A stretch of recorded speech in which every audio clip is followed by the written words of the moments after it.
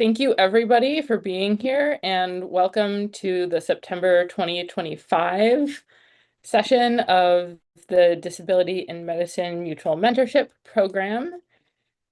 We today are welcoming three speakers, Dipti Chrastka, Louise Andrew, and Tara McCloskey, and together they are covering mental health and well-being in learners with disabilities, the principles and pitfalls of self and other support. Before we get started with that, I'm just going to give you sort of a short overview of the program for people who might be new or returning after a while, and that also will include some updates and announcements, and then we'll get into our program. All right, this is the agenda. The announcements and program introduction that I just noted, and then Dipti will lead us in a didactic and guided exercise, followed by a didactic lecture presented by Dr. Andrew and Tara, and then we'll have a question and answer session for about 20 minutes at the end. So I'm going to move into introducing now our three speakers. Dipti Chrastka is the Director of Wellness for UWSOM GME for the last 5.5 years. She's a licensed marriage and family therapist with over 35 years of experience in behavioral health, youth and family therapy, suicide prevention, consultation, training, and overall wellness support. She has a specialization in child mental health, and ethnic minority mental health. She brings supervisory and leadership experience at the organizational level and also a deep commitment and passion for social justice, equity, and anti-racism work. Then Louise Andrew is an emergency physician and attorney with over 30 years of experience in physician well-being, especially in the arenas of mental health, litigation, and regulatory stress. She's the founder and principal of two web-based support sites for physicians, mdmentor.com and blackbile.com. She teaches, counsels, testifies, and mediates between physicians, hospitals, and attorneys on aspects of physician and attorney wellness, behavior, litigation stress management, medical expert witness issues, and physician suicide prevention. Finally, Tara McCloskey is an MD MPH candidate and serves as a peer advocate for medical trainees with disability who have impeded or halted career progression due to ableism.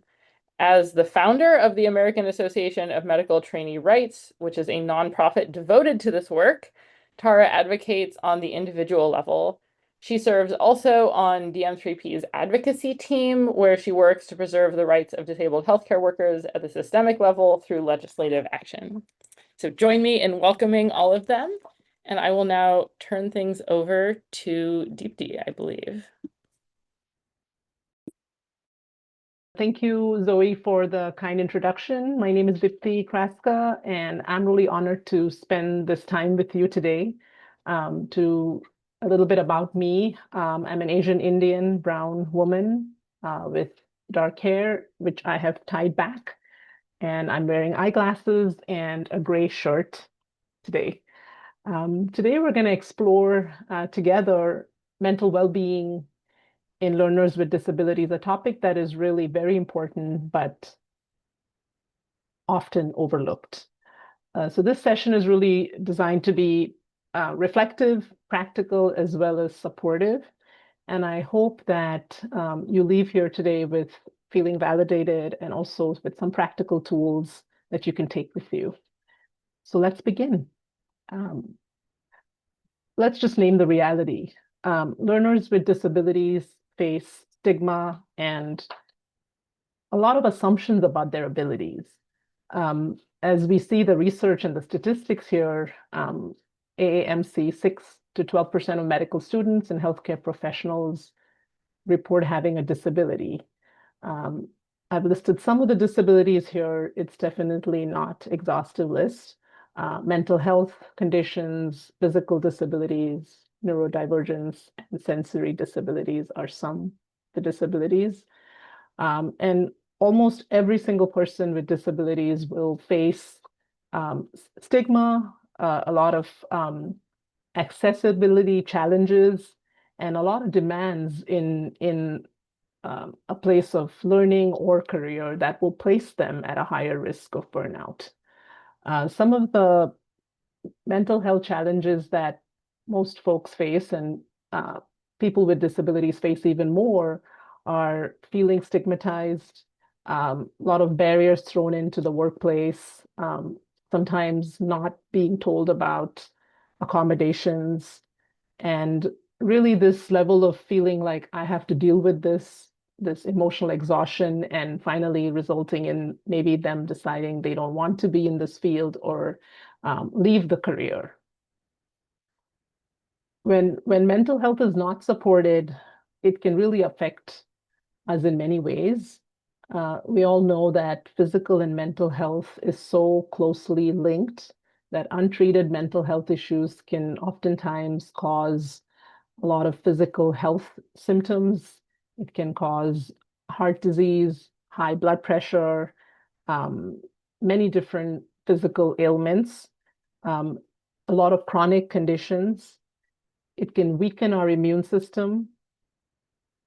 On the social side, it can cause isolation, feeling like we can't concentrate on what we're doing, and really feeling like there's something wrong here. And it can also cause depression, anxiety, as we know, and sometimes thoughts of self-harm. In terms of work related, it could, like I've listed here, there could be a decreased performance at work, or just feeling burnt out and finally deciding that this is not the right fit for you. And what can really make the difference here is early intervention and advocacy. And that's what we're going to talk about here. So the flip side of this would be the importance of being well mentally. And that would really help with overall health. It helps us take care of ourselves and in turn take care of other people. We're able to handle stress better. We're able to have healthy relationships. We're able to, in turn, that protects us from burnout. Connecting with other people, having connections and community oftentimes makes us feel committed to ourselves and to other people. And here I've listed an important distinction between survive and thrive. And it is really being able to not only handle life's ups and downs, but also just being able to flourish. And that's what we're going to talk about here. How can we take care of our mental well-being so that we can flourish? So what does that really look like, taking care of ourselves? What does that look like? And I think what I want to really, message I want to share is this is not a one size fits all message, like do this and it's all going to be great. It will look very different for different people. So I've listed two different buckets here. One is the individual bucket, and the other one is more of a institutional bucket.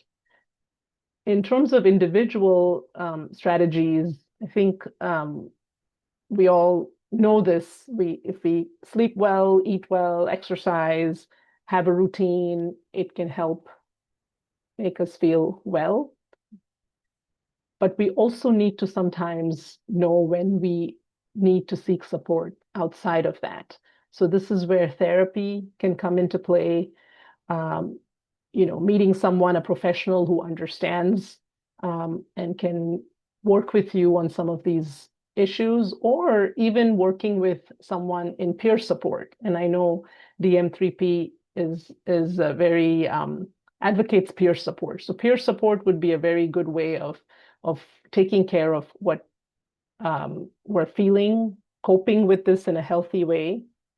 And then I've put healthy boundaries at work, which means, the ability for us to say no, to ask for what we need, and really prioritize ourselves and the help seeking, which is very difficult for everyone.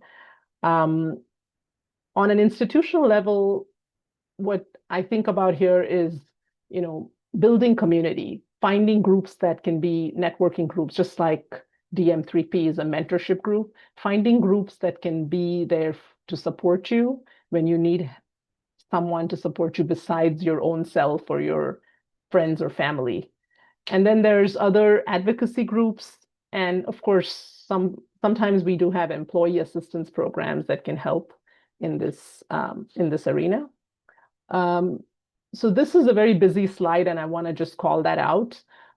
Thank you to the Global Wellness Institute. I borrowed this slide from them, but it's a very busy slide, so I'm going to describe it a little bit. What we have on this slide is 3 columns. The left column is different pathways that are more internal and individual, more individual and internal. Then we have the middle column. The middle column, the way I look at it is these are goals, or these are practices, or these are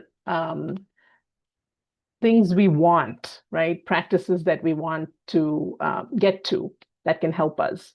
And on the extreme right column is the external column, which is more than just us, right? It looks like other things outside of us. So the top, if we start in the middle column and we look at, for example, activity and creativity, this is one area. And as I talk through each one, maybe you think about what resonates with you, because again, as I said, this is a menu of options. It doesn't mean every option will work for you, but what can work for you in this menu? So if you think of activity and creativity as a practice that you want to develop as a goal, we could go look internally, which would be how can I develop, think about what do I like? Hobbies, creative learning, doing things, making things. If you go on the right to external, it would be like, how can I express my creativity in different ways? And that would be, exercising, sports activities, recreational activities, just moving in any way we enjoy. The next on the list is growth and nourishment. If we go into our internal mental structure, it's like, therapy, self-help, building ourselves in sort of how can we feed ourselves? And then if we go externally, it would be things like, how do we literally feeding ourselves? What do we eat? What is the nutrition we get? Do we take, if we have medications prescribed, do we take them? Do we get them, monitor our medications, meet our physician, or if they're doing supplements? So really taking care of that part. Then we go down the list to rest and rejuvenation. And that, if you look internally, it's like, what mindfulness practices or can we build to feel rejuvenated? On the right, it would be sleep hygiene. How do we create an environment in our workplaces, in our homes, in our learning spaces where we can feel rested and rejuvenated? So is the environment conducive to us feeling rested?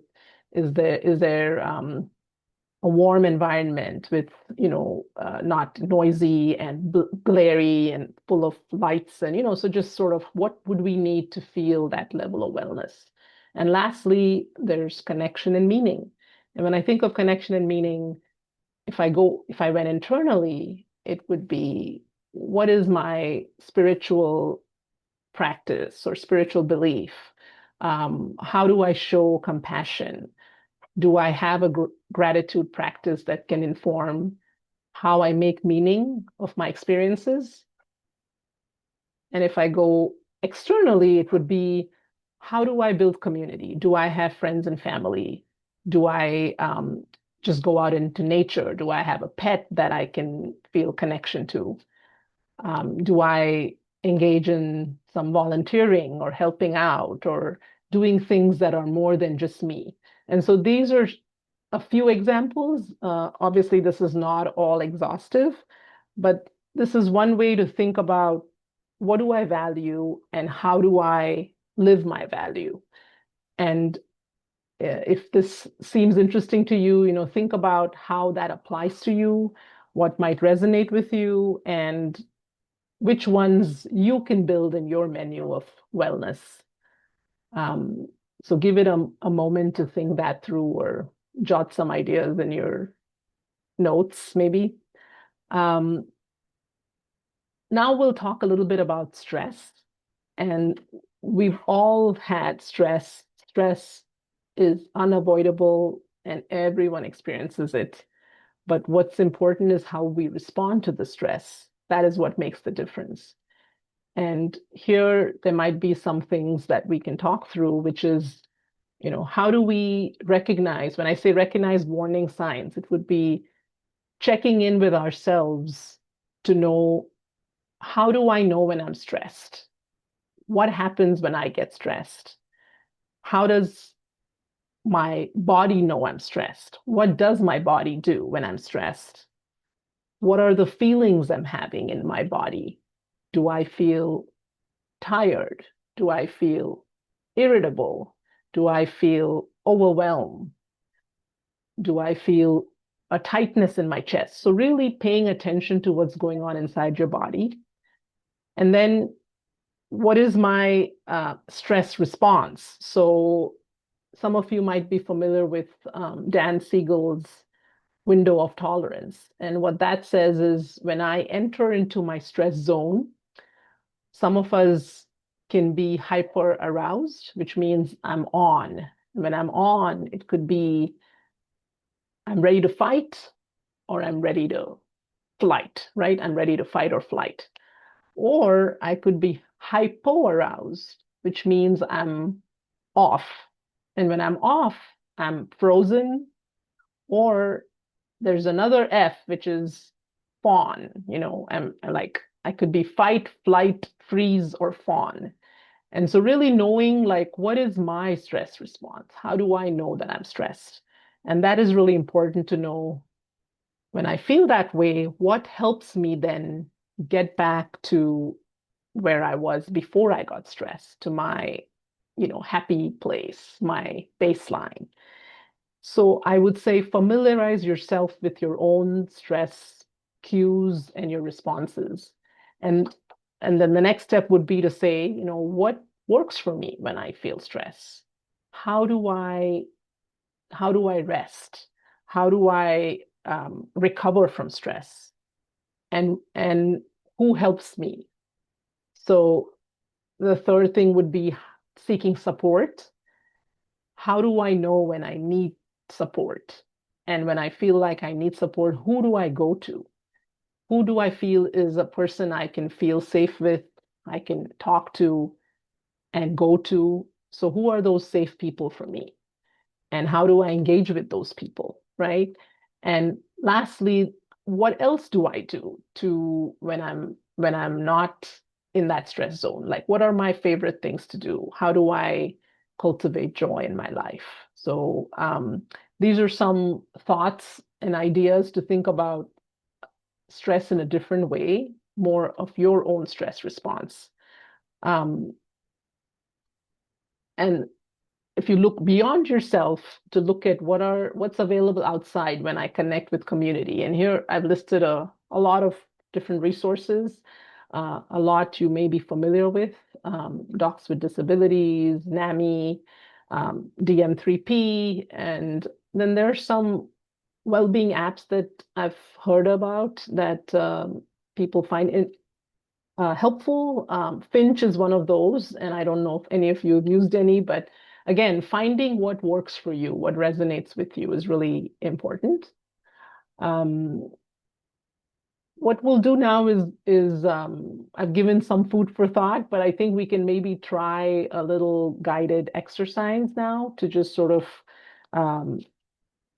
take some time to really experience, this one is body scanning and relaxation. So if you are all, please do what you need to.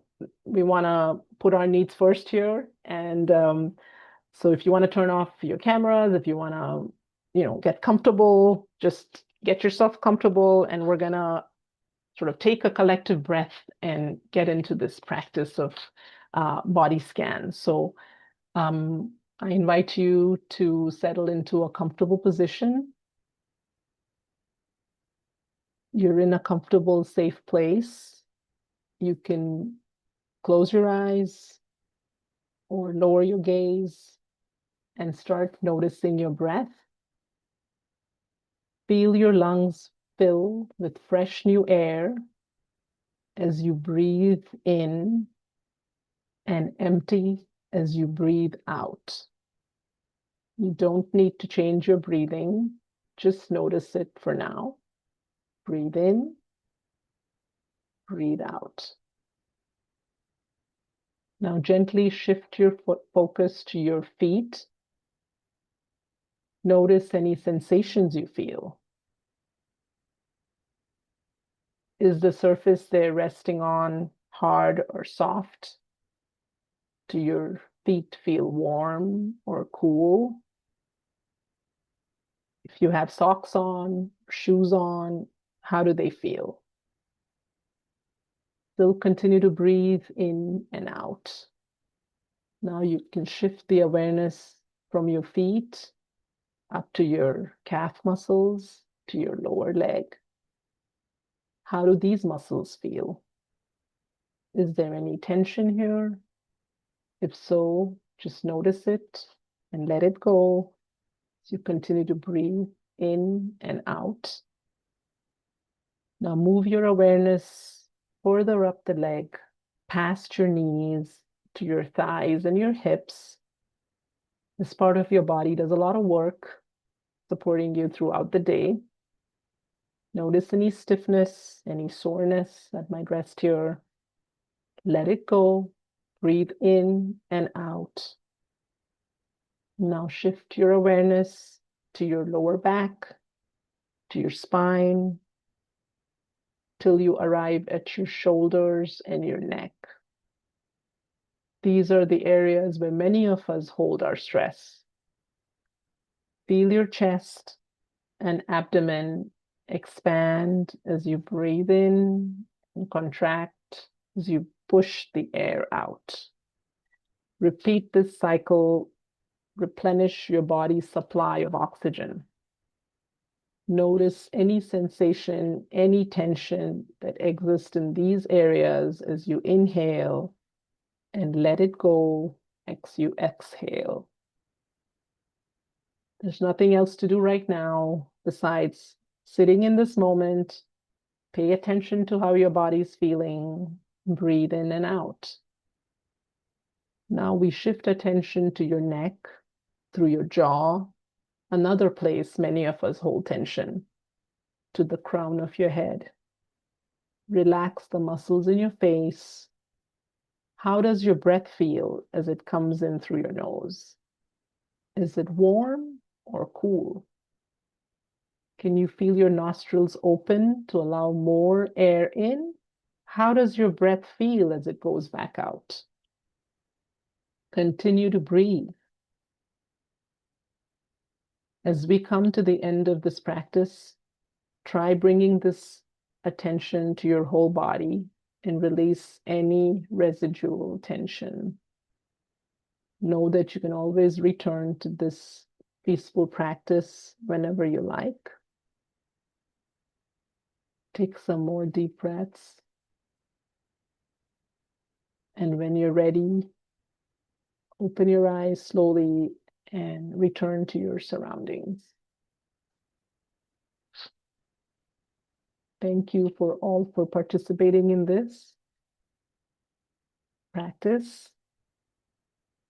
I have a couple more activities before I turn it over to Louise and Tara. So for the next one, I think before we go here, I have a little interactive practice that I am going to present. And again, feel free to engage as you would like. We talked a little bit about advocacy, and advocacy is really, to me, is speaking out for yourself or for others around you that you care about. And today we're going to practice a little bit of how you might advocate for yourself. So there's no right or wrong way here. It's really creating a gentle, kind space where we can practice a little bit and reflect on how we might brainstorm a little bit. So feel free to do whatever feels comfortable to you. You can write things down, or just think in your head, or whatever helps. So what I'm going to do is share two situations, and a couple of prompts. So the first situation is, you might be at your place of learning, or you might be at work. Okay, and the situation is that there is an assignment, a task that is due, but you need some extra time to do this assignment. And your instructor or your work manager or supervisor says that the deadline or the timeline for this is strict. And so this is the situation. So think about these prompts and what you might use, what might resonate with you, and how you might do it. So the first prompt is, I need, it helps me when, or could you please? So imagine you asking your instructor or manager for, advocating for yourself in this situation. So I need, it helps me when, and could you please? So think about a couple of things you might say if you thought about, imagining doing it, and also what might be hard to do, or what's the barrier in doing that. I'll give it a minute or two. Feel free to pause the video here if you want to reflect on the speaker's prompt.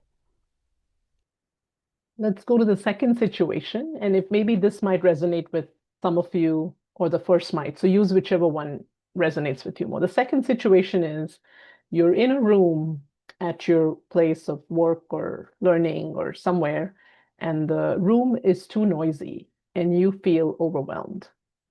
So now I'm going to offer you the same prompts. I need a quieter space because it helps me when the noise is dash, or could you please, and think about what you may use, or what you may say to advocate for yourself, or help someone else advocate for themselves, a friend who's going through this, and think about what you might say, what might be hard to do, what are the barrier. So another minute for that. Feel free to pause the video here if you want to reflect on the speaker's prompt. And I think going into our reflection, I want to just sort of summarize that there's a lot of different things that you can do for your own well-being. And I'm hoping that maybe you'll spend some time thinking about one practice that you could incorporate in your menu of well-being, and one way you can advocate for yourself. So this is just a little reflection for you to leave you with as we depart. And my last slide here is really, again, this is a little bit of a busy slide, so I will just sort of say that well-being is a collective effort, and every step we make in this can make a difference for not only you, but also those who you work with. And this is really a call to action, where certain things we can do for ourselves as individuals, where we can prioritize seeking help for ourselves, advocating for what we need.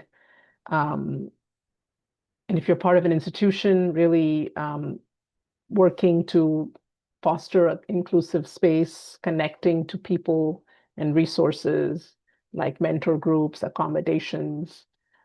If you are part of a group, you can support one another and your colleagues with disabilities and challenge biases. The quote I have here is really saying that disability is not a barrier to excellence, rather stigma and a lack of support can be. So I really encourage all of you to prioritize your mental health and share resources with one another and contribute to build this inclusive culture for all. I really appreciate and thank you for your time and all the work you do. And I'll be here for the question and answer, but if you want to continue this conversation or connect with me, please feel free to reach out. And thank you so much. I will stop my share. Thanks. Thank you, Dipti. That was lovely, and I feel more relaxed. I had some of those stressful events happening just while I was sitting here and you were talking, and you have a very soothing approach, which was very helpful. Now, first of all, I am Louise Andrew, and I am I guess, fairly petite, silver-haired lady with hazel eyes, and I'm wearing a flowered top, and my background is the Strait of Georgia, which is in British Columbia, Canada, where I live. And I wish you could be here to see it, all of you. And I am Tara McCloskey. I am an ethnically ambiguous female, long brown hair, brown eyes, glasses, wearing a beige shirt and white coat. My background is I'm in clerkships right now, so it is a patient's room, empty one. Thank God. I've been working on advocacy and research with DM3P. And after learning about other people's experiences with the program, particularly medical students and residents, and regardless of what health profession you are in, you'll likely know someone in the course of your career who becomes involved. So I've had the pleasure of working with Louise and other experts involved in this field and involved in advocacy. Thanks.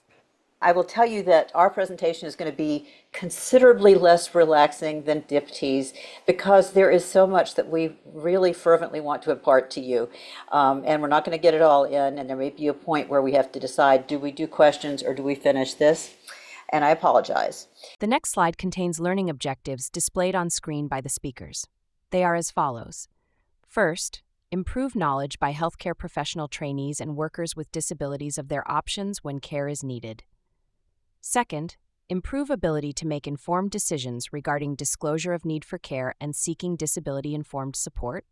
Third, arm trainees and workers with disabilities from discrimination through knowledge of legal rights and institutional limitations. But we had a number of learning objectives, very lofty ones. You've already seen them. I'm not going to go over them. And we're hoping to still have some time for questions when we get through. Or we can stay, at least I can stay over later if we want to try to do it that way. We thought we'd start with two illustrative case studies, though, of the types of things we're going to be talking about. The first is a medical resident, Dr. R, who is a 34-year-old internal medicine resident who has multiple sclerosis and has a documented Americans with Disabilities Act accommodation of periods of brief rest when she has fatigue and intermittent visual symptoms. And during an ICU night shift with an unfamiliar group of nurses, she experiences an episode of blurred vision and imbalance, actually in the nursing station. And she says she's going to go to the call room for a quick nap because there don't seem to be any pressing patient needs. But a new young nurse reports this the following day to the head nurse, who then reports the event to the resident's program director, and they both report it as a concern regarding possible intoxication on the part of this resident. They were not necessarily aware of her disability. There was hospital policy regarding immediate substance testing for suspected impairment, but this policy was not initiated. And the following day, the program director calls Dr. R and says that she has to contact the physician health program within 48 hours, or he would have to notify the medical board if she does not. She's not allowed to obtain her own substance use testing due to the time delay from the incident, or to the alleged incident, or to access any alternative options for evaluation due to an institutional policy at her training program that directs all evaluations for possible impairment must go to the state-sponsored physician health program. Tara? Oh, and yes, so our second is a medical student with a neuroatypical condition. So Mr. T, a 26-year-old third-year medical student with a history of ADHD since childhood, has been stable on medication for 10 years and misses a clerkship day without notice, and he reports that he badly overslept after being prescribed a new dose of his medication and was embarrassed to have taken a full day's off work. He acknowledges that he should have called as soon as he was aware of the mistake, and a faculty member expresses concern to the Dean of Student Affairs, noting that Mr. T seems, quote, twitchy at times and might be abusing drugs. The dean tells Mr. T that he must voluntarily present to the PHP or risk being dismissed from the MD program for failure to comply with the student impairment policy. No option of evaluation by his current treating team is given. At intake, the PHP demands consent for a random blood and alcohol screen, which is possible for alcohol screens as well, which subsequently reveals levels of byproducts of alcohol metabolism as well as his prescribed medication. The intake evaluator also requires him to sign consents granting full access to his psychiatric and academic records and any communication regarding his condition with his school. He told these consents are non-negotiable, and failure to give consent will be considered non-compliance and reported to the school, which typically triggers disciplinary action as denial of potential impairment. The PHP sends him to 3-day inpatient evaluation at a distance facility for $5,000 out of pocket, even though he has no suicidal ideation nor constitutes a threat to patient safety or to other persons. He appeals to his parents, who consult a licensing attorney, but is advised to go along with the program if he wishes to remain in medicine. So I'll highlight this a little bit more, but continue. So unfortunately, these are actually based on real cases.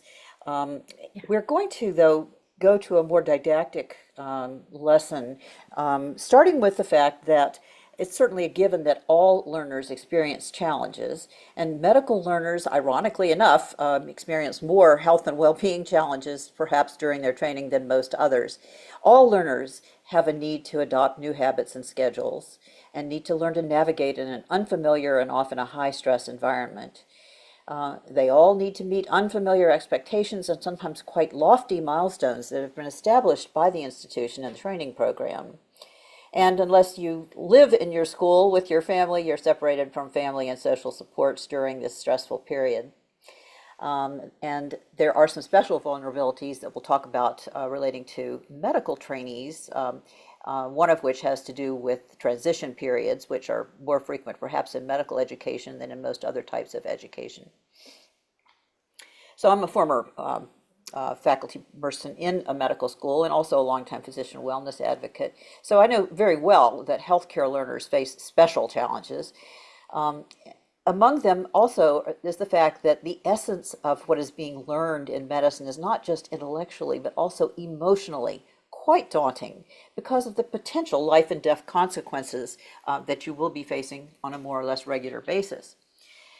And the culture of medicine traditionally and wrongfully has dictated that essentially mistakes are not tolerated. Learners in medicine are implicitly taught that in order to heal others, one must themselves be well at all times, or at least appear well to be well at all times. And for that reason, because this is a traditional teaching which is only gradually beginning to dissipate, medical faculty, both indirectly and occasionally even directly, can imply that help seeking is a sign of unwellness or even lack of fitness for the profession. And then take health learners who have pre-existing disabilities. We face even more than the usual level of challenges because we've already faced admission into a field which prides itself on education and abilities, and many have been discouraged even attempting to entrance to those who are perceived as having disabilities. Learners have already needed to negotiate the accommodations that are necessary to enable learning, and they've done so often despite fears and dangers that we've discussed on these calls many times that are inherent in doing so.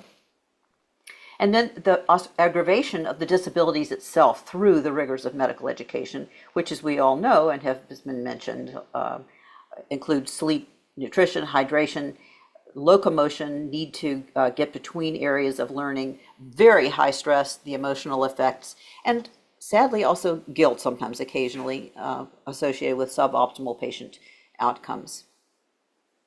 So I just wanted to add that disabilities themselves can adversely be affected by your training. So learners with disabilities are demonstrated to have a higher rate of burnout and mistreatment by other faculty.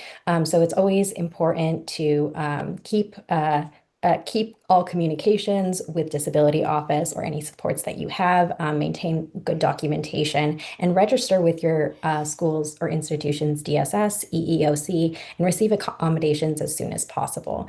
And also avoid disclosing private medical details with deans or other faculty that are not involved in disability accommodations unless formally requested per policy. Lack of time for you to adjust, because having a disability is another burden on your academic or career. So just keep those things in line as best you can. So medicine has been extremely slow to acknowledge the imperative to admit and accommodate disabled learners or practitioners who have disabilities. As Dipti mentioned, some statistics from AAMC indicate 6 to 12% of medical practitioners admit to disabilities. If you look at the larger non-academic audience, it's probably more like 4%, whereas 20 to 25% of the US population has some form of disability. So we know there's a huge disconnect between who is in medicine and who has a disability and who admits to a disability versus the real prevalence of disabilities in society as a whole. But the key point I want to make is that there, as we know in this group, two different models of disability, the medical and the social model. The medical model being something that a disability is something that should be addressed and cured if at all possible, or mitigated if not, whereas the social or legal model is that disability is something that society is responsible for accommodating so that all can have the opportunity to contribute. But very few faculty or deans have any personal experience with a disability except in patients who are, let's admit it, not really considered to be equals. And therefore, the medical model of disability, with which they are all very familiar through patient care, is very often inappropriately applied. And the social model is unfortunately almost completely unknown in medical academia. Many may harbor reservations about students with disabilities, and some, unfortunately, may even be openly hostile to the concept of learners or practitioners with disabilities in medicine. Now, health professional schools are struggling to create policies and pathways for learners with disabilities, and some policies for dealing with disabled or possibly impaired students have not been developed with complete or accurate, and sometimes it looks like any legal guidance whatsoever. Not many policies have been tested legally, that is, taken to court for compliance with existing laws against discrimination through laws such as the ADA, the Rehab Act, HIPAA, 42 CFR Part 2, and others. And some schools and training programs have adopted state physician health programs as models of management for ill or impaired students, even without regulatory authorization, meaning even if the laws in the state do not allow the PHPs to manage non-licensed individuals, which student trainees are, they still sometimes are given complete control over student wellness by some of these policies. And most of the policies that are put forward by the Federation of State Physician Health Programs and Physician Health Programs really evince little to no awareness of disability discrimination or applicable laws and regulations. And largely, this is probably because they were developed by physicians back in the 70s using the medical model without any AD-informed legal input, or the medical and legal, the legal and social model of disability being considered. Now, on the other hand, some programs and policies have been well designed with programs for students in need of assistance. Hopkins, which happens to be my alma mater, is an example of a school that seems to have done this pretty well. Some student health programs and wellness programs may now have incorporated legal considerations respecting privacy, confidentiality, and self-determination for care. So While other schools, some do it well, we don't know how many, but other schools may defer as a matter of policy to a state or local program that doesn't acknowledge or respect these rights. And unfortunately, it's very difficult for the learner to determine before engaging with one of these programs whether or not their rights against discrimination are being respected or will be respected. Resident trainees who are employees may have access to employee assistance programs, and employee assistance programs are reasonably well-grounded, usually in law, and they're well trained in laws respecting disabilities and should be compliant, or at least more compliant. I was going to say what is an employee assistance program, but briefly it's what I just said. It's a legally structured entity that allows employees to seek confidential assistance for health or other issues affecting the ability of the employee to perform their job. And these programs, for instance, the one at Hopkins, can obtain prompt assistance with health issues, including emotional or even support-related issues, things like housing, caregiving for children or for parents, or nutrition. I think Stanford also has something like this, at least I've heard. And in some cases, at least, funding will be available for limited interventions of this sort. And some of the interventions can be obtained even on an urgent or emergent basis. And because they do have to abide by laws, confidentiality will be broken only in the case of immediate or imminent threat of harm to self or others. For example, if the applicant is clearly admits to suicidality or some other intent to harm a specific person or persons. Yes, so just going to try and be as Can quick I, as- Tara, Sorry. the next slide, which we just glossed over, was physician health programs, because I mentioned them, and I need to describe what they are. Physicians, sometimes called professional health programs, are state-sponsored entities. They're empowered by medical licensure boards to deal with licensed professionals. They've existed since the 1980s, and they typically took their origins in state medical society impaired physician committees. Suffices to say that they were established by individuals who have had addictions problems back when they first began, as a way to salvage their own licenses and remain in a helpful position towards other colleagues. And they have, in the recent last couple of decades, dramatically increased in numbers, and also seem to have vastly expanded their scope to cover any aspect of physician, mental, physical, or other health, but they're still largely staffed by those who are in recovery from substance use disorders, who do have expertise in substance use disorders, but not necessarily in other aspects of physician health. So I'm just going to gloss over this, but these are some of the reasons that a health issue could be interfering with your ability to function in your capacity as a healthcare provider. But one of self-care is most important during these transition periods. And this is theorized to be due to loss of social supports that might occur, like such as transitioning to residency or getting a new job, maybe medical care discontinuation or trying to establish medical care in your new domicile institution, or your lack of institutional knowledge may aggravate these stressors. So it's always important to maintain your wellness, get enough sleep, exercise regularly, and try to avoid any polarizing topics. And if you're going to cry, cry in private. It is just going to save you. And you can move on. Well, I think professional health seeking is indicated for learners when a health issue is interfering with your ability to function, however that may be happening. And so most training institutions provide some form of health insurance and range of help seeking allowed to the insureds for any willing provider or panel of providers. Some institutions also have a student health services. Tarasoff was a California case that did establish a counselor may break your confidentiality when there is a specific threat to harm someone, that includes yourself or another. Additionally, I think it's important for you to be familiar with the with your disability office and your institution policies, and receive your accommodations as mentioned. And avoid, again, disclosing private medical details outside of your outside of the social the assistance provided for disability. But maintaining separate social assistance is more insulated than your school.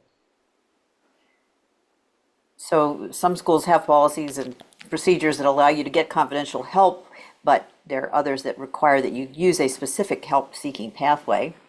One of these examples is we pulled from UW, and you can see right here that under their impairment policy, this is specific for residents, where this could be due to substance, drug, or alcohol abuse or dependence, mood disorders such as major depression, with or without suicidal ideation or attempt, anxiety disorders such as PTSD, OCD, or phobias, sleep disorders, stress disorders, and quote, burnout, neurodegenerative disorders such as MS, traumatic brain injury, chronic non-malignant pain, and behavioral issues from medical conditions such as poorly controlled diabetes and thyroid irregularities. So you can see that the scope is pretty broad. And so should these ever impede or lead someone to suspect that this could also lead you to be at risk. So just wanted everyone who might have a condition to be familiar with these policies. And you have to look for them, and they may have very different names. But it's important to know them before you enter into the process. That's me again. So it's important to incorporate your own medical team if possible. They may need to be fully licensed within your state, and your provider must comply with treatment and diagnosis guidelines to optimize care for you. So they have a different incentive structure than the professional health program, which profit from your participation, even if it's not fully indicated. If you are allowed, and if it is in your purview, get your medical provider involved in advocating for you as well. So it's important, though, if you have an issue, to get a medical evaluation before any assumptions can be made about your problem being mental or psychiatric, because there's so much overlap between the two. And you need a medical provider to be your advocate if there are allegations that your issues, in fact, are something that you do not believe they are. You need someone who also believes that they are not exactly accurately portrayed by some of these other entities. Becoming, again, familiar with your institutional services, especially policies and contracts with the students, again, impairment, fitness for clinical contact, as parents or ask parents or trusted advisors if available, but be very clear about what is trusted advisors, even if they are kind and friendly. I would avoid speaking to deans or ombudsman people about private details, because what you disclose can very easily be shared with others. And then also ask colleagues who have had issues what help they have sought, how effective it was, what they preferred, where they would recommend. And if there's a union, most institutions don't really have a union, but if you do, that's really great, because you can seek advice from your union representatives.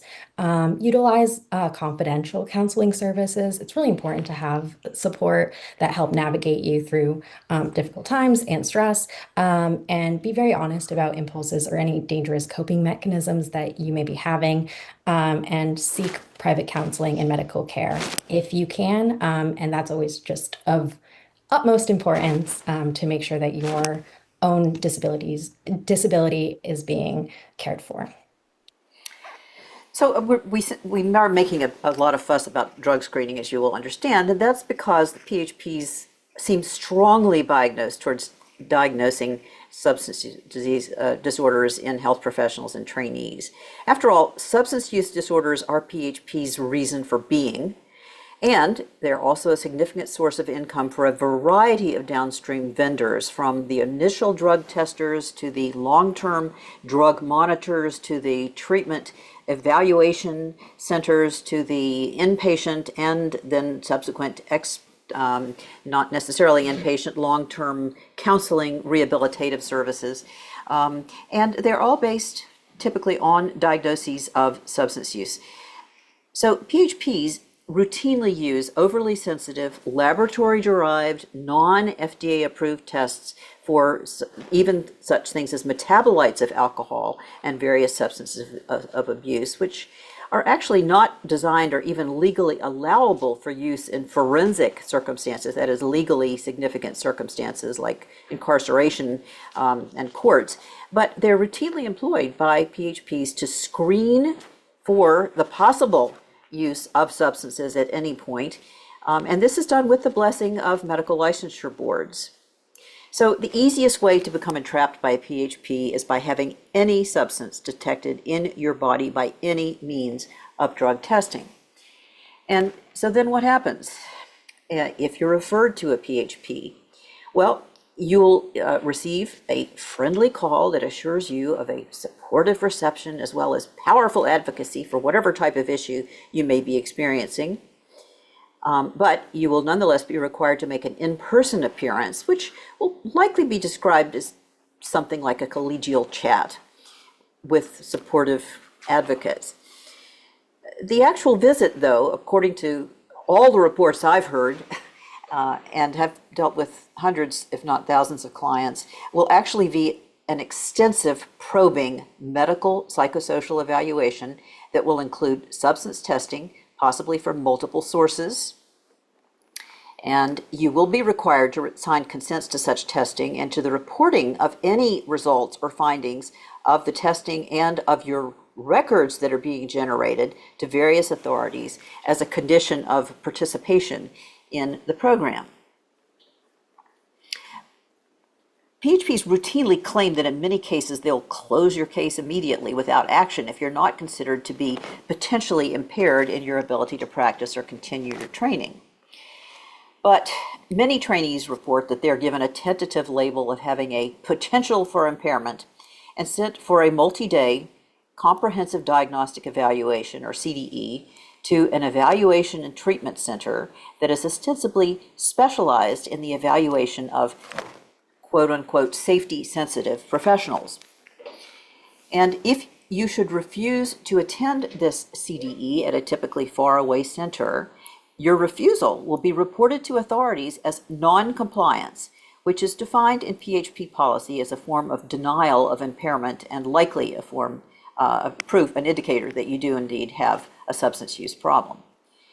Now, PHPs claim not to be medical diagnostic entities, but these probing evaluations are often done by licensed and insured physicians who have no other medical practice. It seems likely that they deny being a diagnostic entity so as to avoid the appearance of medical record keeping, which means that they can avoid HIPAA-mandated reporting and avoid discovery by a court and avoid malpractice liability. What happens if you are referred for a CDE? If you're referred to a CDE, you'll typically be told that you were responsible for all travel, accommodation, and evaluation costs, which can be quite substantial, up to $10,000 for the evaluation alone. And since there are so few of these preferred centers, for most individuals, out-of-state travel is going to be required, and the costs really begin to mount. And to add to that, a claim of inability to pay for one of these CDEs or the intensive drug monitoring by the policies of the Federation of State Physician Health Programs can be claimed as evidence of non-compliant behavior or even relapse, which is tantamount to, in their opinion, denial of potential substance use disorders. And you'll be warned that any such refusal will be reported to authorities, which could be your school if you're a student, could be your licensure board in the case of licensed trainees. If you are a student, your school's policies, again, will determine your potential response. So some are going to be very limiting, and it also could depend on the state that you are in. There have been a number of states that have very recently passed laws which put medical students under these licensing boards, but typically licensure boards have authority over licensees, which students are not. Potentially, it's important to, if you are feeling that you are being discriminated against, there are certain things that you can do if you're a student, such as contacting the Department of Education, especially if you're at a public institution, and Health and Human Services, Civil Rights Enforcement does enforce it for also private institutions. So we've had a little bit of experience with these federal investigations, although we haven't really necessarily seen a lot of outcomes. They're very slow. So we don't want to get your hopes up, although they have been mounted.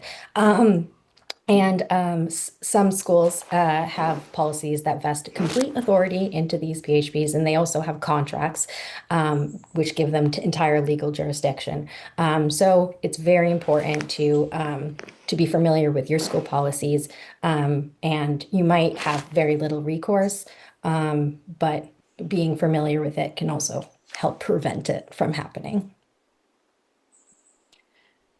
So if you are a resident and employee, you may have other options. So you can, if you are lucky enough to have a union, a union may allow for legal consultation and representation, in which you also have confidentiality in your legal discussions. Labor and other civil rights laws such as ADA, HIPAA, prohibit discrimination on the basis of disability, and also prohibit the sharing of medical records.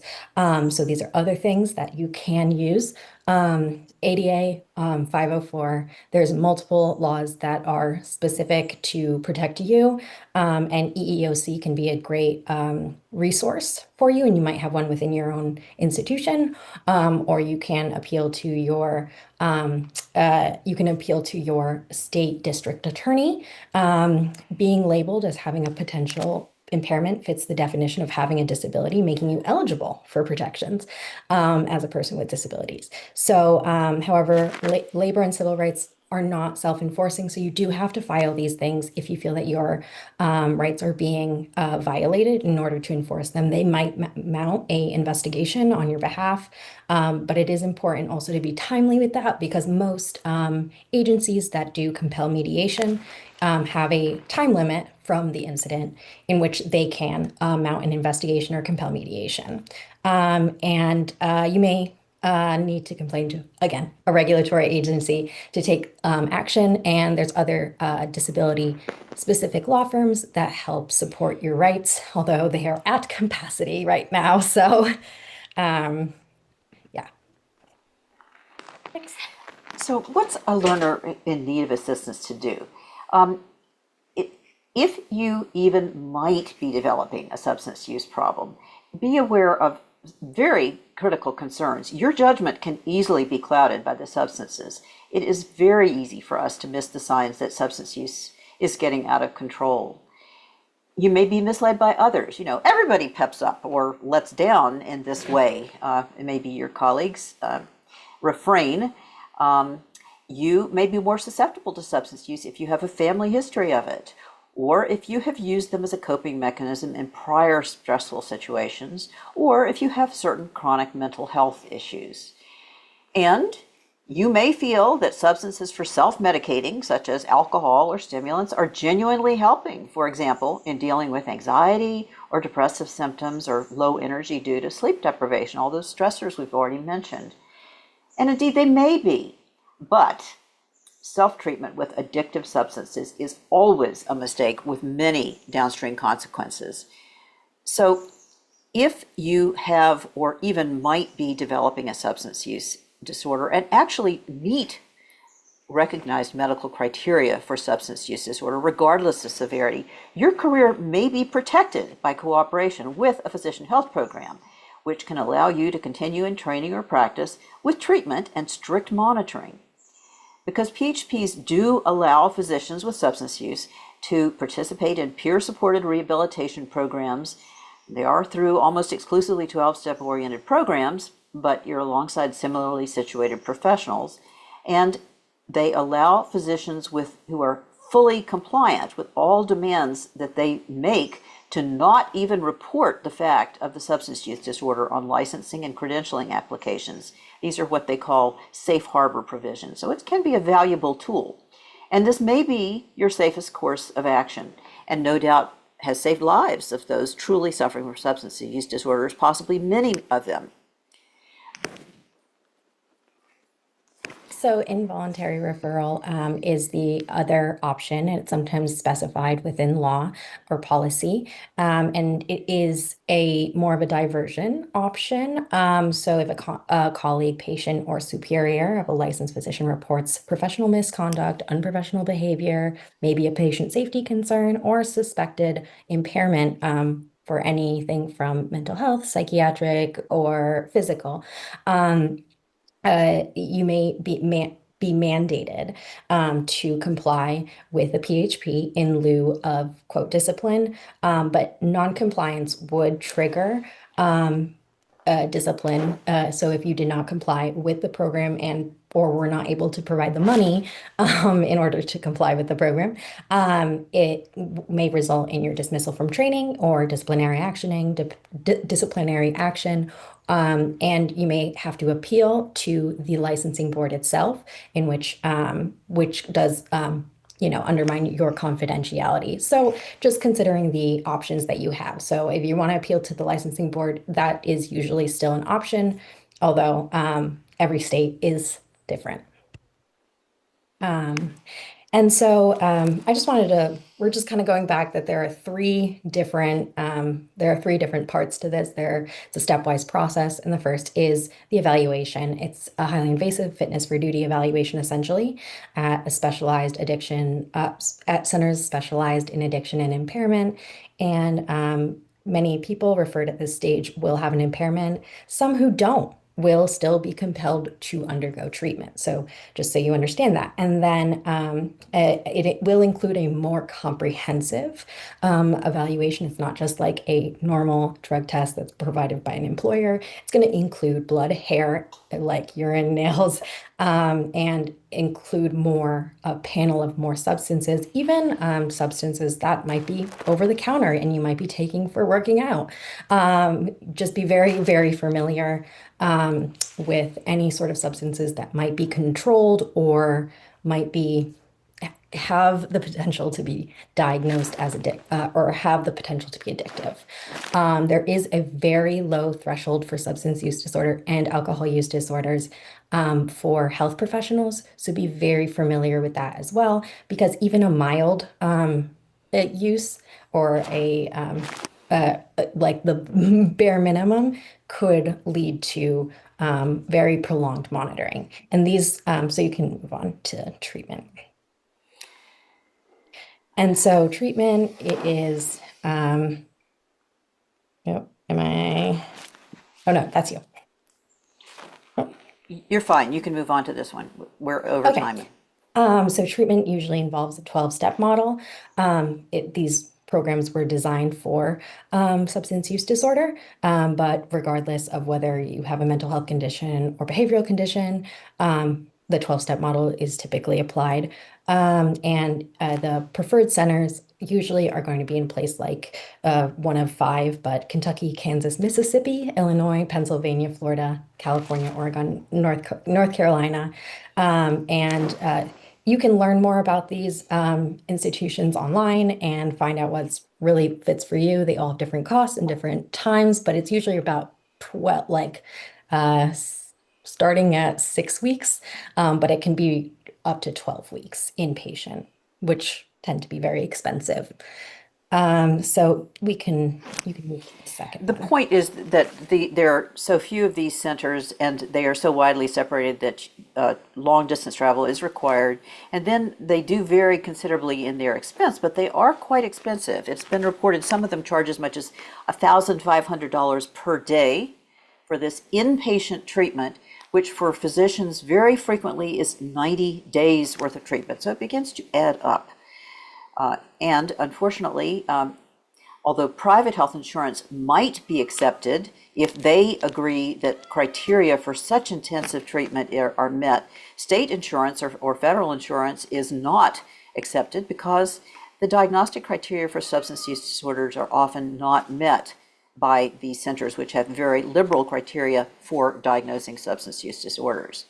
And billing a government insurer for treatment of a diagnosis that is not proven or demanding treatment that's vastly more expensive than is actually indicated for a given diagnosis are both forms of insurance fraud. So that's why health sponsored by government entities is not going to be accepted by these institutions.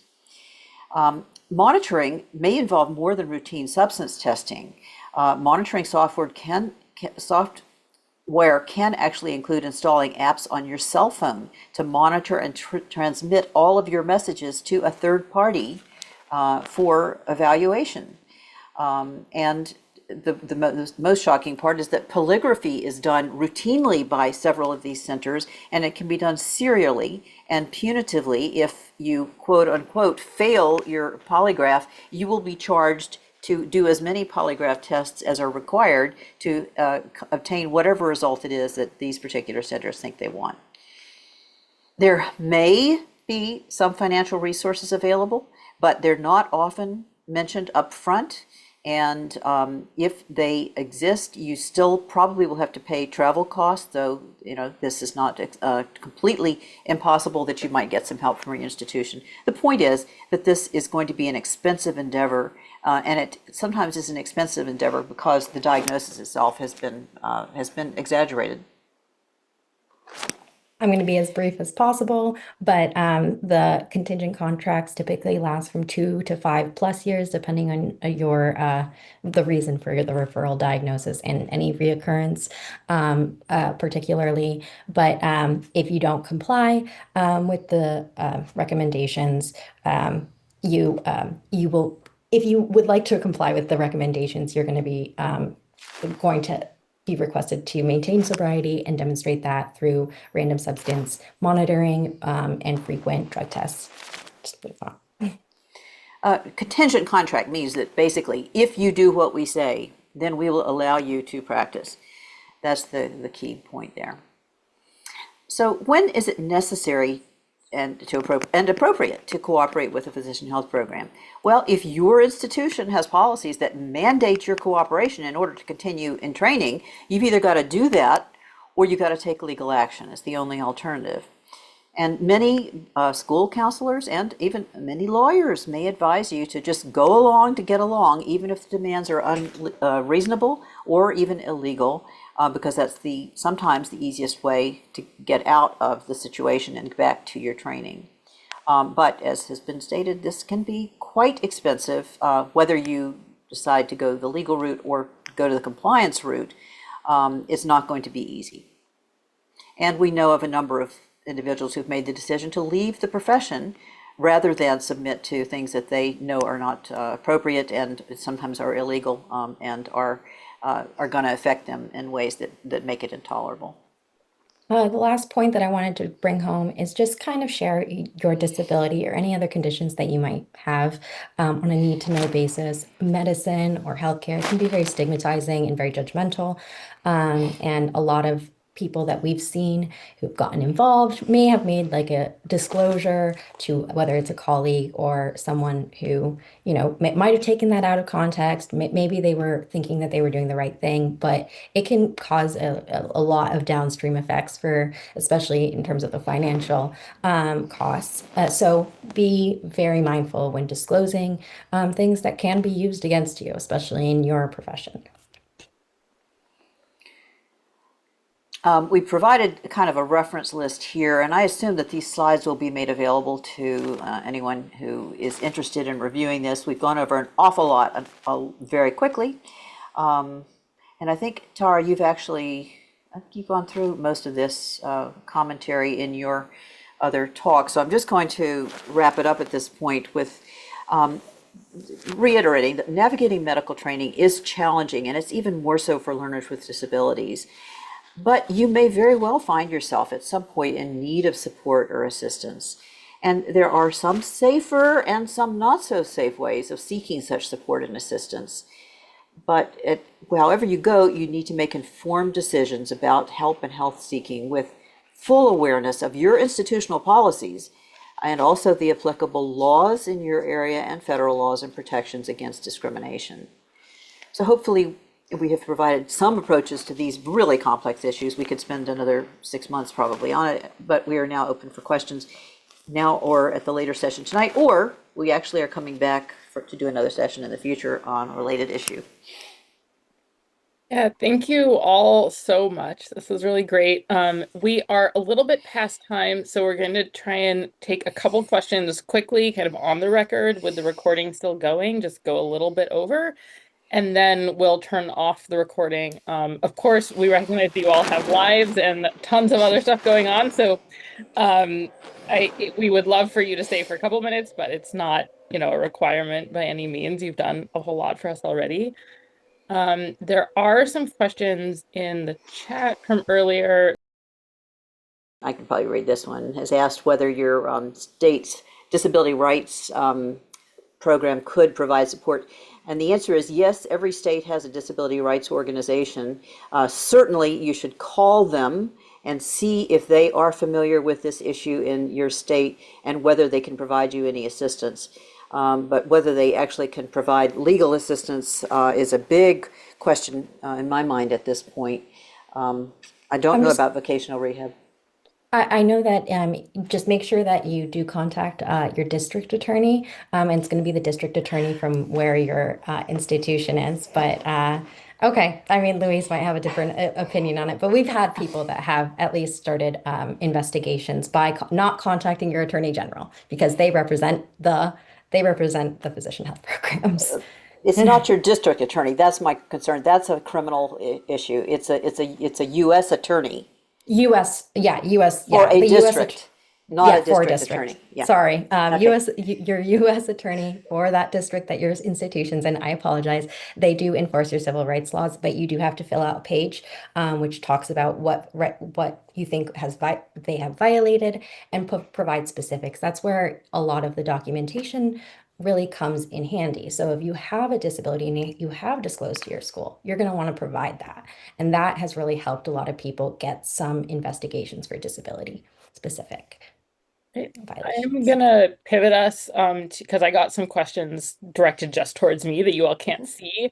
And this one is going towards, I think, more the first presentation, towards Dipti. And the person's asking sort of this, and acknowledging that this is sort of a tough question, but the model that you're presenting may not be appropriate for all disabilities or people with all sort of stages of different disabilities. For instance, with a disease like a chronic migraine, one's assaulted in so many of these areas: sleep, pain, exercise, intolerance, inability to spend time connecting with friends and family, irritability, all these, right, mood changes. And these negative feedback cycles are set up. So they're sort of reflecting that their presentation feels a little simplistic for mentally coping with a disease like migraines when you're simultaneously being hit on all these fronts at once. So I'm curious kind of what tips you have on that front, how you would respond to that, because it's a difficult situation to handle. Yes, absolutely. And by no means this is, as I said, a one size fits all. So obviously I understand there's going to be times where, yeah, you can't do those things. And so part of it is to say, well, so for that person, maybe what is one way what is important to them in their wellness, right? Given that there's all these things that they cannot do those things for good reason. And so what is some things they can do, right? And so starting there, because it's never going to replace, like if you have a physical, chronic illness, yes, that limits some of these wellness practices I had listed. And so the screen that global wellness page with a lot of busy stuff, I made it a point to say not all of it works for every single person. So I think finding what might resonate with that person, or definitely seeking support and talking to someone, would be helpful. There might be a group, like a group that this person can, be part of. I don't know if there is migraine support or something where they could talk to people who have similar situations and understand, well, how to get support there. So obviously it's not going to be one size fits all. I just want to, you're absolutely right. And I apologize if it came across that way. It wasn't intended to be like, just do this and you'll feel all better, right? So, yeah. Audience comment. Thank you so much, Louise and Tara and Dipti. This was an amazing presentation. I'm a psychiatrist early in my career, and so this is highly relevant for me as a provider and as a person with a disability. There's a quote that comes to mind from Sun Tzu's The Art of War. Know your enemy and know yourself, and you need not fear the outcome of 100 battles. Know yourself and not your enemy, and for every success you'll suffer a defeat. Know neither, and you'll succumb every time. This is relevant because sometimes we don't know ourselves well. Sometimes the systems, the culture, and our inborn wiring tell us to hide, and it's really most effective if we hide from ourselves first. Then we can hide from everybody else pretty effectively. But even if we understand ourselves and our needs, we still then struggle to know the motivations and understand how the system works on the other side. We often see the system as the one person we happen to be interacting with, and we fail to realize how much the system is its own entity with an emerging consciousness and agenda of its own. Because of this fixation on the individual aspects rather than the systemic, I think we all feel that we resist systems much better than we do. I think people are good, for the most part. But we just are agents of harm a lot more than we realize. I don't think most people intend to harm most of the time, but that doesn't erase the threat that they pose. Beautiful. Like that was very well articulated, and honestly brings up a lot of the frustrations I've had learning about this. Sushi? Your hand is Yeah. up. Hi. So I have a question that might tie together both presentations. And it might be simplistic, but hopefully practical.